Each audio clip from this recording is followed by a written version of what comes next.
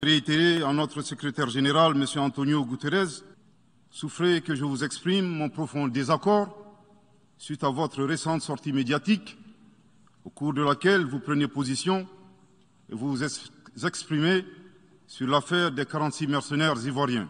C'est évident que la qualification judiciaire des infractions liées à cette affaire ne relève pas des attributions du secrétaire général des Nations Unies.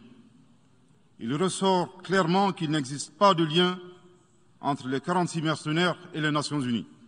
Votre position sur l'affaire des mercenaires a été suivie par certains responsables d'Afrique de l'Ouest. Donc c'est sous votre couvert que nous leur adresserons des messages. À l'endroit du président en exercice de la CEDEAO, M. Umaro Sissoko Embalo, qui affirme, je cite, « On vient de voir avant-hier la déclaration du secrétaire général des Nations Unies qui dit que ce ne sont pas des mercenaires. Moi, à la place des Maliens, j'aurais relâché ces 49 soldats. » Fin de citation. Je voudrais très respectueusement signifier à ce dernier qu'il existe un principe de subsidiarité, d'ailleurs au contour flou entre la CEDEAO et les Nations Unies, et non un principe de mimétisme. Également, il est important de lui préciser que le secrétaire général des Nations Unies n'est pas un chef d'État et le président en exercice de la CEDEAO n'est pas un fonctionnaire. Par conséquent, il serait indiqué qu'il ne banalise pas la CEDEAO. Enfin, il est utile de rappeler au président en exercice de la CEDEAO qu'au Mali, les autorités n'interfèrent pas dans les dossiers judiciaires et respectent l'indépendance de la justice. Donc, nous n'avons pas vocation à interpeller ou relâcher. Ceci relève de la fonction judiciaire.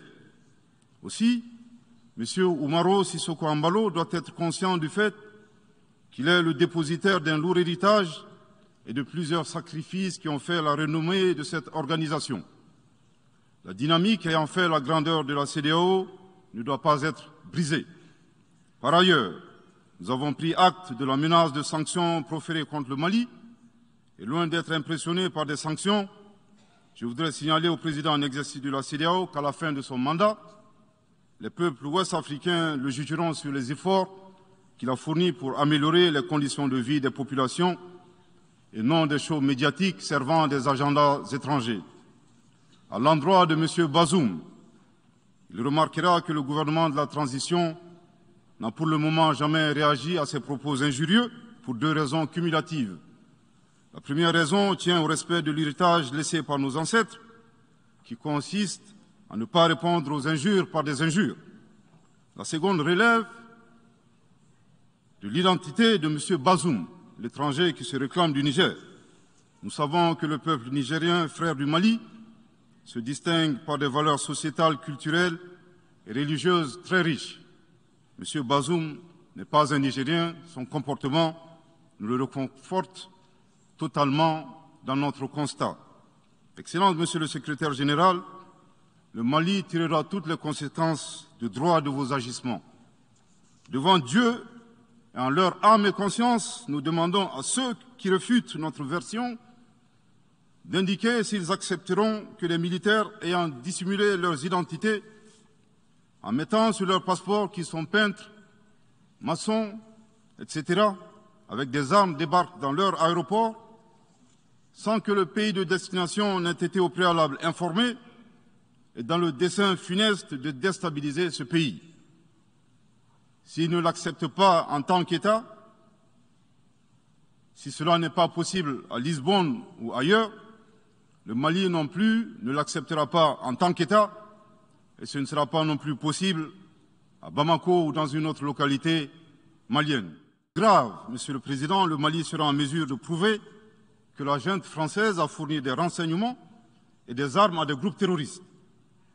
Le gouvernement du Mali s'interroge sur les raisons qui poussent cet État membre du Conseil de sécurité, de surcroît assurant la présidence de cet organe, à faire obstacle au débat en vue de la manifestation de la vérité. Le monde doit être édifié sur les faits graves qui se sont déroulés au Mali et qui sont à la base de l'aggravation de l'insécurité et de la déstabilisation du Mali et du Sahel. Je saisis cette opportunité qui m'est offerte pour remercier chaleureusement notre respecté aîné Son Excellence le Président Alassane Dramane Ouattara, pour les sages et éclairés conseils qu'il nous a prodigués dans son allocution mémorable à cette 77e session de l'Assemblée générale des Nations unies. Je voudrais le rassurer que les autorités de la transition malienne n'ont d'autres objectifs que de faire. Ces réformes permettront d'améliorer la gouvernance et toutes les dispositions seront prises pour que la démocratie malienne soit la plus enviée au monde. Dans ce chantier, nous prêterons une attention particulière au troisième mandat, qui ne sera pas possible. Le troisième mandat pour un public moins averti consiste pour un président de la République d'effectuer une manœuvre en 4 temps, en vue de conserver le pouvoir pour lui seul et son clan. Dans un langage plus simplifié et en référence à une métaphore footballistique, le troisième mandat est une magie. C'est l'art de se dribbler soi-même tout en gardant le ballon.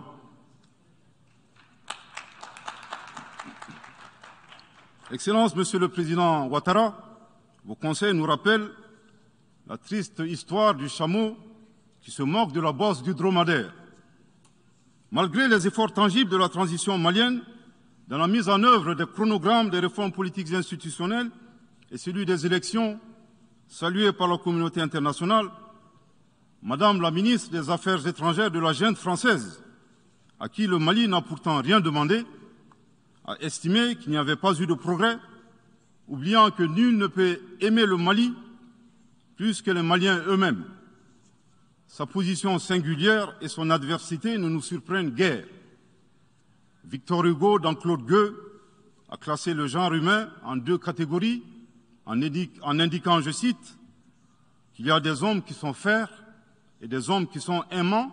Fin de citation. Madame le ministre, dont il s'agit malheureusement, n'est ni fer, ni aimant, elle est hideusement sui generis.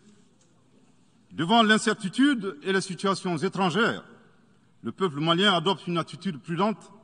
C'est ce que l'écrivain et le sage Amadou Hampâté-Bâ met en relief en conseillant dans l'étrange destin de Wangrin que, je cite, « Si observer est une qualité, savoir se taire préserve de la calamité ». Fin de citation. Madame le ministre de la junte française, le Mali vous conseille de vous contenter d'observer sa situation. C'est l'occasion pour moi de saluer les relations de coopération exemplaires et fructueuses entre le Mali et la Russie, tout en réaffirmant